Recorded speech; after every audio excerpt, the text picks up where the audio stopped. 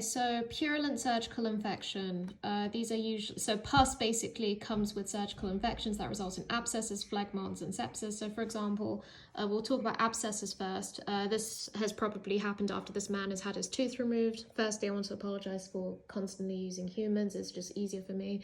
Anyway, what happens is, with an abscess, what you have is a loose amount of connective tissue that basically inflames.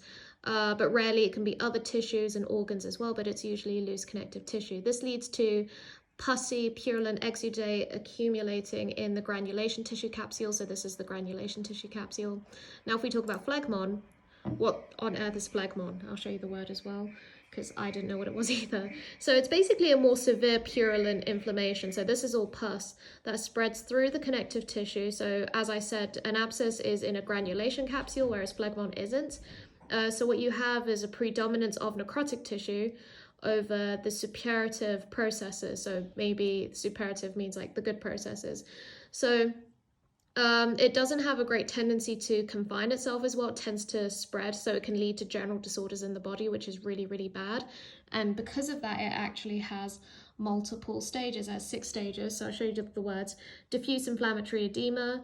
So this means that it basically causes inflammatory swelling in the tissues. Cellular, obviously with this exudate moving, you're going to have cells accumulating. Progressive necrosis and abscess formation. So how do I say this? With these cells coming into these areas, you're going to have abscesses forming because of phlegmon, but also necrosis taking place. So this means that it delays the process of scarring, basically. And this all occurs because of osmotic pressure in tissues.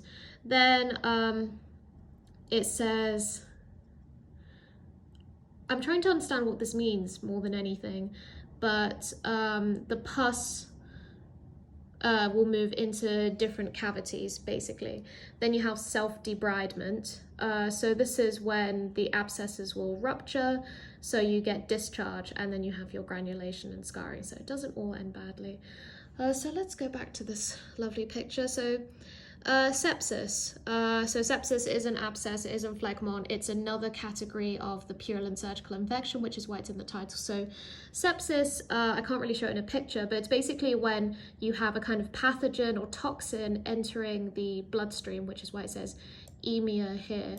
And what you get are 2 types of responses in the body. There's the systemic inflammatory response syndrome, SIRS. So this is when you have an inflammatory state affecting the whole body due to an insult. It can be infective or non-infective, infectious, sorry. Then you have multiple organ dysfunction syndrome. So this is life-threatening, obviously, it's in the name.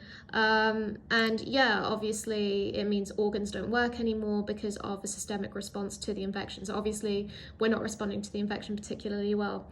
But MODS, just to be clear, usually secondary to SIRS, so maybe these should be numbered actually.